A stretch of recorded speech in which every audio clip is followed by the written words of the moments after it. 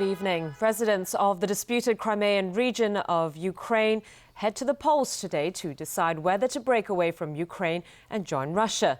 The hastily organized referendum is being condemned by the West, but is virtually certain to change the political future of Crimea and the destiny of Ukraine. James Aitken reports.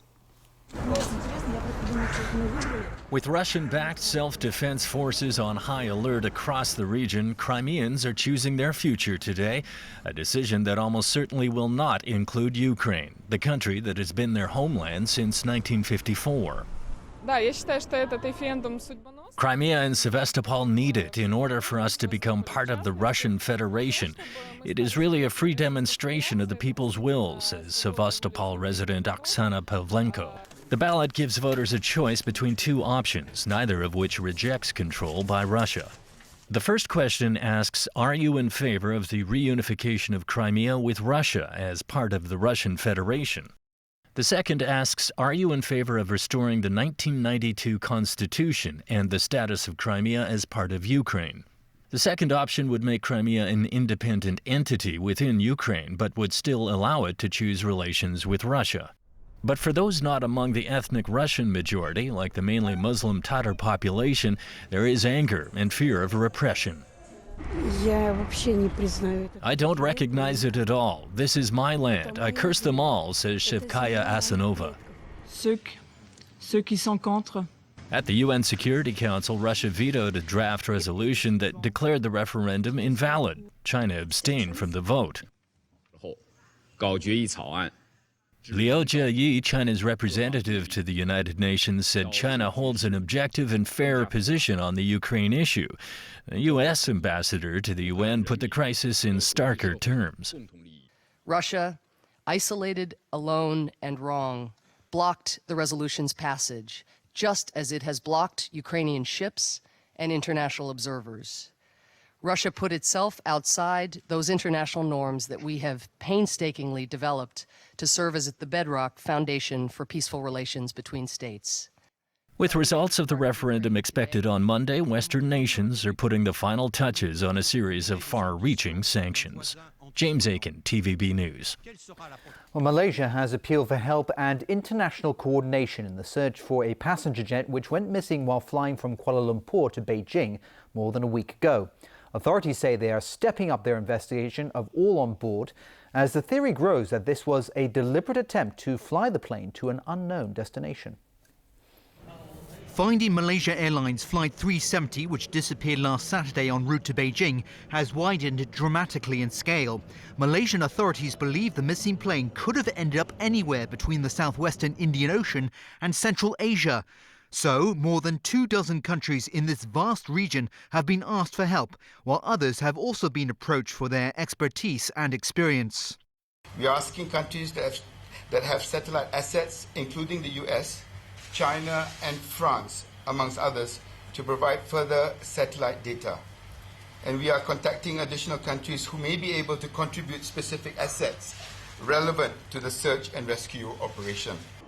Malaysia believes the plane's sudden disappearance and its change of course are consistent with the theory that whatever happened was a deliberate act by someone on board. The Malaysian authorities are refocusing their investigations on all crew and passengers on board MH370, as well as all ground staff handling the aircraft. Yesterday, officers from the Royal Malaysian Police visited the home of the pilot. They spoke to family members of the pilot, and experts are examining the pilot's flight simulator.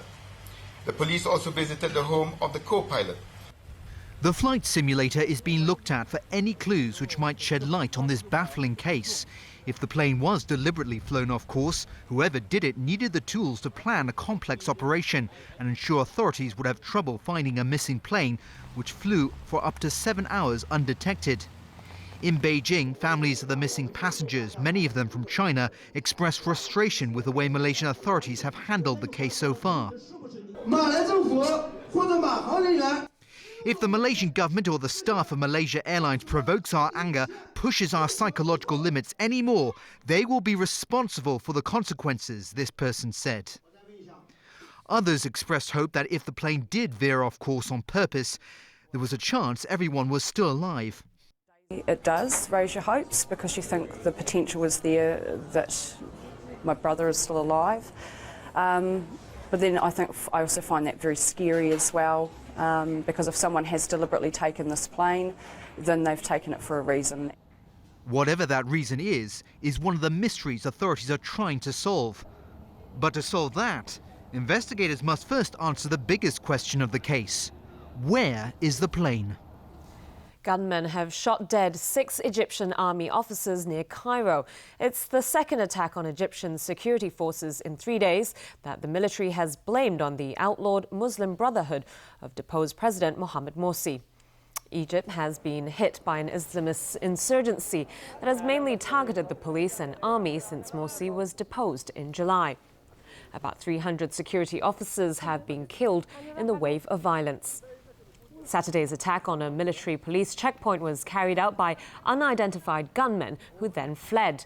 The Brotherhood has also condemned that attack and accused the government of trying to implicate it for political reasons. Analysts expect attacks on security forces to increase in the coming months when a presidential vote is due to take place. Elsewhere in the Middle East, a series of car bomb attacks in the Iraqi capital on Saturday left at least 19 people dead. In one of the attacks, a car bomb went off on a commercial street in southeastern Baghdad. Minutes later, another car bomb exploded near a restaurant in another neighborhood. 3 more attacks were launched in other parts of the city. No one has claimed responsibility for the bomb blasts, but they bore the hallmarks of an al-Qaeda breakaway group. Violence has escalated in Iraq over the past year. More than 8,800 people were killed last year, the highest death toll since the country's sectarian bloodletting peaked in 2007. Well, rallies were held in a number of cities around the world yesterday to mark the 3rd anniversary of Syria's brutal civil war. In Paris, human rights activists and members of the Syrian community in France gathered in front of the Eiffel Tower.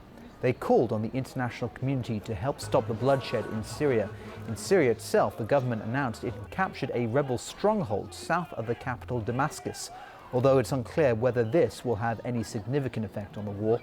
What started as a protest movement against Bashar al-Assad in 2001 quickly morphed into an armed conflict that has killed at least 140,000 people and forced millions to flee to neighbouring countries like Jordan and Lebanon.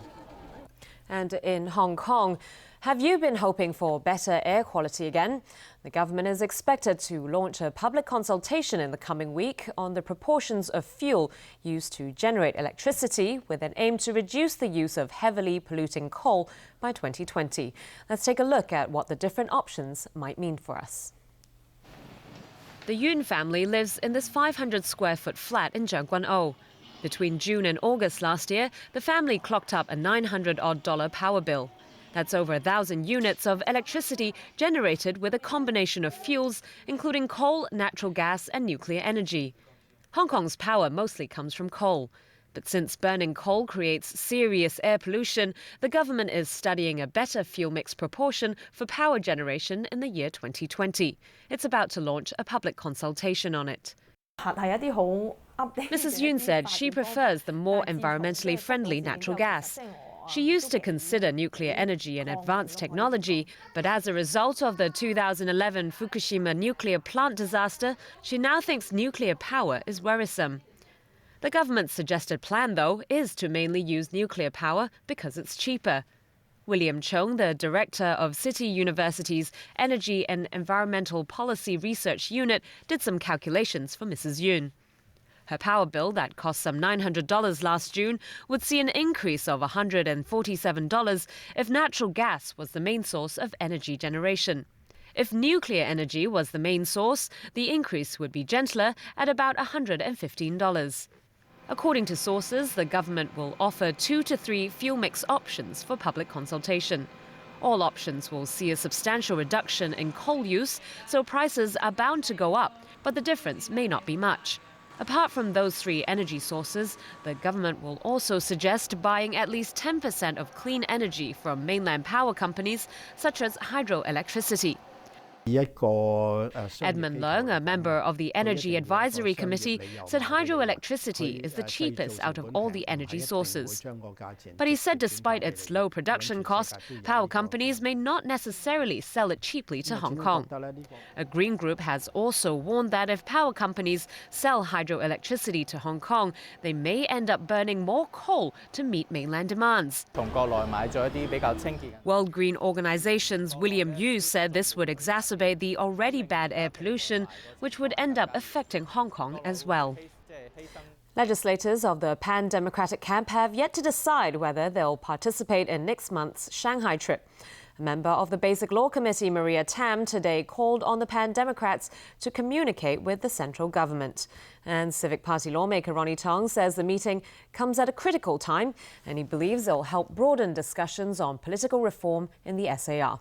Rani Samtani reports. The central government has agreed to arrange a visit to Shanghai by all members of the Legislative Council on April 12th and 13th. It's expected that they will be able to meet with central government officials to discuss political reform. Basic Law Committee member Maria Tam today urged the pan-democrats to take the opportunity to communicate with the central government and not to insist on civil nomination of candidates in the 2017 chief executive election. The only groundwork or foundation we can rely on is the basic law and the decisions of the Standing Committee. Speaking to TVB News today, Civic Party legislator Ronnie Tong said there's still room to discuss the composition of the nominating committee. He added that because the public consultation will be ending in May, the Shanghai trip comes at a critical time. I hope the Shanghai trip will lengthen the period of dialogue so that we can eventually achieve the goal of consensus. We needed to find some middle ground. If you don't try, it will never happen.